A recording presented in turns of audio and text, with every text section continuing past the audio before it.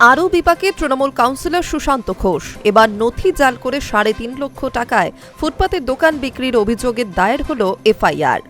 আনন্দপুর থানায় অভিযোগ দায়ের করেছেন কসবার রাজডাঙ্গা স্কুল রোডের এক বাসিন্দা। এফআইআরে নাম রয়েছে আরও ৪ জনের। অভিযোগ অনুযায়ী ঘটনার সূত্রপাত ২০২২ সালের নভেম্বরে। অভিযোগকারীর একটি দোকানের প্রয়োজন ছিল, সেই সুযোগকে কাজে লাগান সুশান্ত ও তার শাগরেদরা।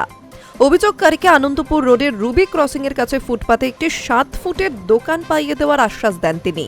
বিশ্বাস অর্জনের জন্য পুরসভার জাল লাইসেন্স দেখানো হয়।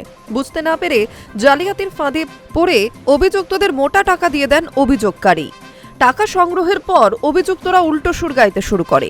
অভিযোগ, যে দোকানের কথা ছিল তার পরিবর্তে ভয় দেখিয়ে জোর করে অন্য একটি ৪ ফুটের দোকানের চাবি ধরিয়ে দেওয়া হয়।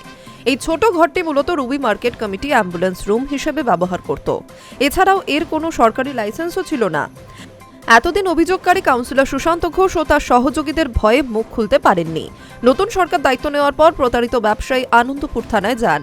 সুশান্ত ঘোষ সহ ৫ জনের বিরুদ্ধে তিনি অভিযোগ দায়ের করেন। আনন্দপুর থানায় দায়ের হওয়া অন্য অভিযোগে ইতিমধ্যেই সুশান্ত ঘোষ পলাতক। এই মাঝে নতুন মামলায় ফের নাম জুটল সুশান্ত ঘোষদের। High news network.